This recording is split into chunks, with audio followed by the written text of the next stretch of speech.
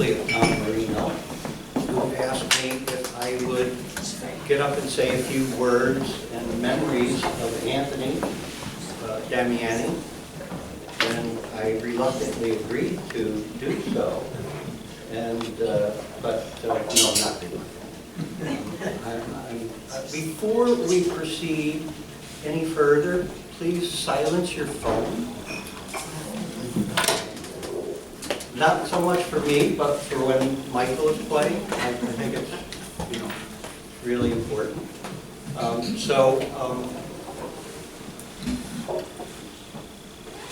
want to just bring up a couple memories of Anthony and music, because so many of us have memories of him with and through music. And it was, the approach, he's thought of by many as a philosophy teacher, but his approach to a large extent was in and through music. It was an integral part of the philosophy, of the philosophic method he used. And I just want to kind of weave a little story, if that's okay, because and then maybe some memories will flush themselves out of that. But I'm going to start with two themes that have run through Anthony's life. And by the way, this memorial concert is this last week. He's been passed away 40 years. And he's still near and dear to us. We're still grateful for what he helped us to understand and pursue. But two themes, and I'm standing here by the piano, but I'm not singing. Two themes that run right through his life are, I want to start with, in junior high school, he was very poor, his family was very poor, and you needed a doctor's note to go to gym class, and he couldn't get it. So as punishment, they sent him to the library. And that was his punishment. And therein, he found Plato and Aristotle. And that was the start of a lifelong love of Platonism and Neoplatonism. And so number two was also a lifelong love that went all through his life, this love of music. And in it, back then, I guess, but even today, there were a lot of free concerts in the park. And so he was exposed to a lot of music, and mostly in the classical Western tradition, but he exposed himself to all kinds of music. And one of the earlier memories he shared with many people, and some stuff I might say, and you'll have heard it before, and I apologize for that, but when he first heard Schubert's quintet in C major, he said, "I knew there was a heaven." That was his first almost mystical experience in terms of music. And I think that carried through, and he helped some of us to experience deeper aspects of music. And so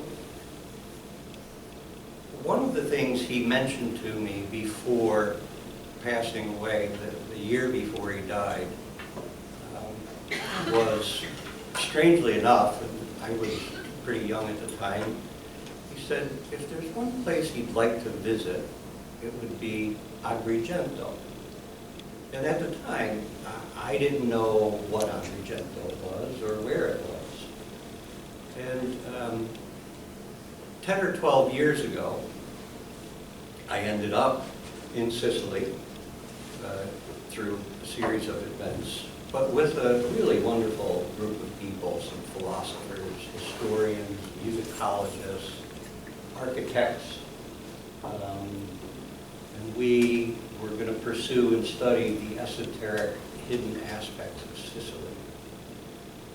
And lo and behold, I ended up at Agrigento with Jocelyn Godwin and Catherine Damiani.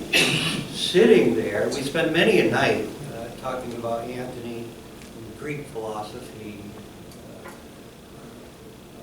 music. Jocelyn, for those who don't know him, is a musicologist and author. But we really had some rich, wonderful conversations. But what I want to share is, of this, why I mention it, is as we went through Sicily, what became really, if you know where to look and how to look, what becomes really available is that the Greek mythology is truly alive there. And you can find it in certain places, whether at Agrigento, which is also called the Valley of Temples, and you can find it in the Cathedral of Syracuse, which was originally built in 550 BC by the Greeks, and it was the Temple of Athena. And the existing columns that are built right into the church are the original Doric columns of the Temple of Athena.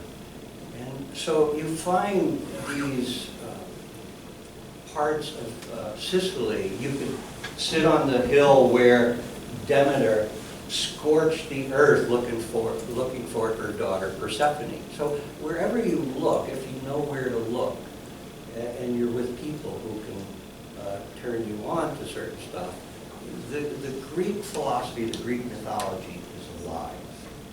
And so Sicily has these many layers. It's only been part of Italy since 1860. The Sicilians don't necessarily look at themselves as Italian. The Greeks had it, the Arabs had it, the Normans even conquered it at about the same time they conquered Britain. And so there's this rich history in Sicily. Now, Anthony's saying, I'd like to visit Agrigento. I still didn't put it together until later. And I found out that, with a little research, that his father came from a town close to Agrigento called Racalmuto. And Racalmuto is in the province of Agrigento. And so his father and his ancestors came from Agrigento. And the Sicilians have this saying, they'll all say it, sangue de Siciliano, the blood of the Sicilians. And, and within that, you remember some of us read A.E. George Russell many years ago, and we talked about the memories of the earth, the living memories of the earth. Well, the Greek memories are baked into Sicily. They're part of the land. And that's why you'll always hear sangue de Siciliano. And I felt very at home here. Sarah won't be there. Another story, another day. But, I bring this up because in the Greek mythology, which started with Orpheus, right, and Pythagoras and Plato, and this whole line of philosophers, which, by the way, was really active. Sicily was a bigger, actually Sicily conquered Greece. They had a lot of wars between them, but Plato was there, Aeschylus was there. You could go to the amphitheater where Sophocles first performed Antigone. You can see and feel this. So Sicily is actually a living aspect of Greece. And the Orphic mythology, which lived through these great people historically, Orpheus was more known for music than philosophy, but the whole thing came out of the Orphic tradition. Pythagoras carried that on. Plato carried that on. So music, astronomia, philosophy were integral. They were not separated the way academia and modern living wants to separate everything. So from the philosophical point of view, in my understanding, especially in ancient times, these things were all integral. This was Anthony's approach. And this is, like he would speak at times, the images in the blood, sangue de Siciliano. That's what the Sicilians are saying too. And you know, further, just to an example, and tie it into a music example, I remember one time, you know, Anthony's want was to, a lot of times, go through a composer, and he would hit every piece the composer had, just like he would do with an author, and he'd hit every book, you know, whether it was Santayana, or, you know, in this case, I'm thinking of Elgar. He just came back from England last week, and we saw some Elgar live there, not Elgar, but, you know, so I went in Anthony's study and he was playing Elgar.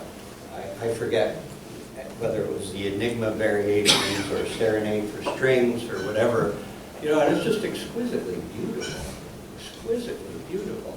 And, you know, you feel like you hear it and you want to, you know, long live the Queen, or, you know, the King, you know, it comes right out of you. And, but we were listening, and I said to him, I said, it's absolutely beautiful, but the emotionality or the emotion, the feeling is so British, it's so constrained and held in check, you know. And I think you could say that of Elgar, unless you're talking about his violin concerto, which is a whole other thing. But as Anthony said to me at that point, he said, you know, I'm not like PB. I'm not British. I have different images in my blood. I'm Sicilian. You know, I mean, you know, what do you say? You know, okay. But it was just, you know, the point, sangue de Siciliano. I don't know how much Anthony knew of his Sicilian heritage. I think he knew more than he ever talked about. And so these images in the blood, these buried memories of the collective unconscious, however you want to speak of it, these, for him, he brought philosophy, music, astronomia. It was an integral approach that was just exquisitely, or very, very, for me it was beautiful. I will just say it's a very, very different approach than you're able to find in most places. And another thing he said to me at the end of his life, he said, you know, you might find other teachers, you might find other gurus, but you will not find a musical teacher like me. And I've lived long enough now, 40 years since he's gone, to understand how integral music was to his approach. And, you know, the approach wasn't just a casual listening. You know, it was an intense listening, and that's what tonight is hopefully about, is that it's an intense listening. It's a meditation, it's a concentration. It's trying to get to what he was always talking about, to the essence, the essential, the essentia, to get to that, you know, the notes are the covering, the dressing on it. The words are the outside form. The essential, the essence is the core of it. And we go from form to formless. And I think that's part of what he tried to help us to understand, and it's part of some of our practice. How do we get to this essential? And part of it was also, you know, you'd listen to a whole piece, but you'd find, just like when you're reading an inspired text, you find the inspired part and you go back and you go back over and over it, whether it's that paragraph, that sentence, or whether it's that phrase or that movement, but you stay with it, and you stay with it until it takes you deeper into itself. And that was his approach, part of his approach. And it's too long to go into all the different approaches, and everybody here, or many people here, have their own understanding, memories, and ideas of it. But that was part of his approach. It was, you know, he taught me what and how to listen to music, and I am forever grateful for that. And so, you know, I think that's a really big question, and I hope it gives us pause. What is a musical guru? What is a musical philosophic teacher? What does that even mean? And so that's all I am trying to suggest here.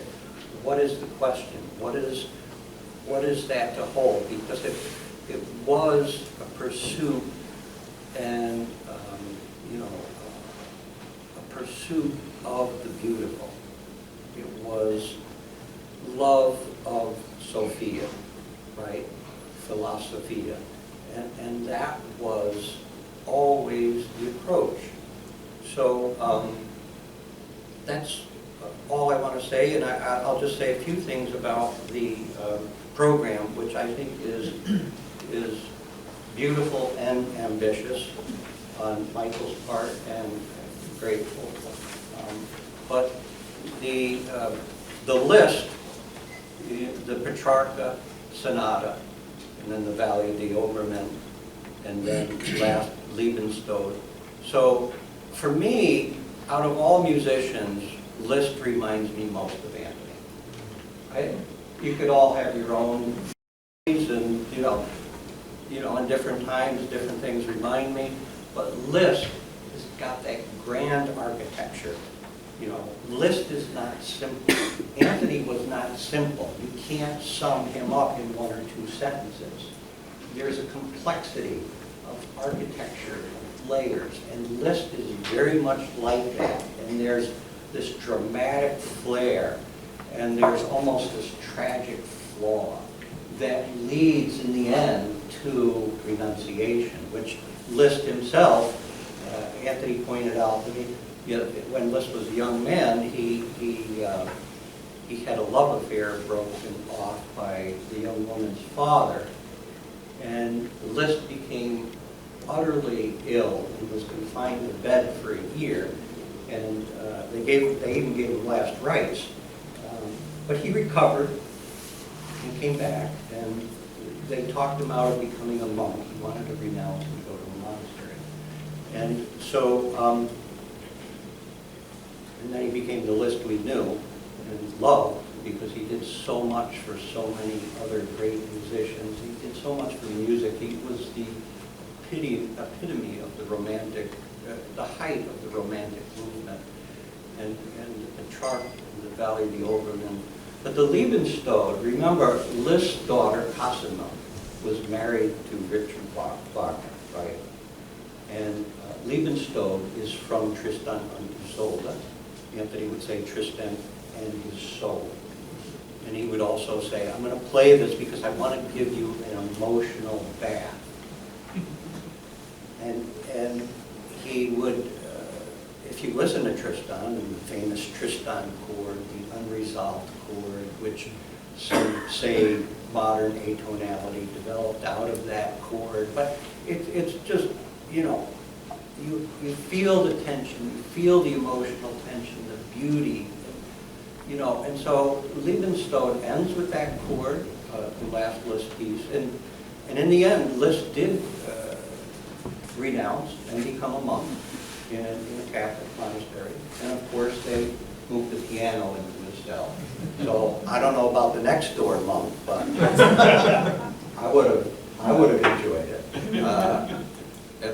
Unless it was 3 in the morning. But so that's the list, and then the Beethoven. You know, the two sonatas, that I listened to the most with Anthony were the 29th, the Hum Clavier, and the 32nd, the one we're going to hear tonight. And the Hum Clavier, I first heard it when Paul Brunton was here in 1977, and I just remember it was transformative to me, the second movement especially.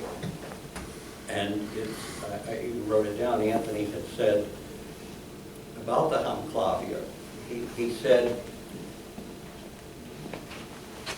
Beethoven shows utter resignation and yet absolute focus on the transcendent. So just kind of think of that. Utter resignation with absolute focus on the transcendent. But then, you know, so, and we got to skip 30 and 31st sonatas, but go right to the 32nd right now. And there, Anthony's comments were on the 32nd. And I don't know how he knew this or if it's true, or, you know, but this is just what he said. That sonata was the unfoldment for Beethoven of the highest mystical experience possible. The highest samadhi, whatever you want to call that. Let's just, the highest mystical experience possible, the 32nd, the second movement especially, was the unfoldment of that. So when I put those two together, he's like resignation and focus on the transcendent from the 29th, the Hum Clavier, and achievement and realization of the transcendent in the 32nd. And, you know, these are not casual. His approach was not casual listening. It was intense, meditative, and really, but he also, and I'll end with this before we get going because we didn't come to hear me, but he also told me a trick. And we can't do it here because it's not, live performance was absolutely the best.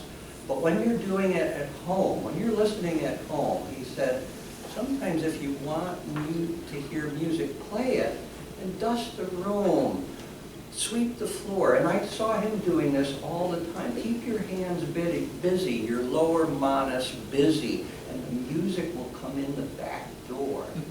And it will grab you, and then when it does, sit down with it. But not until then, because if you do it, then you say, I am listening to the music, and you automatically set up a duality. Just become the listening.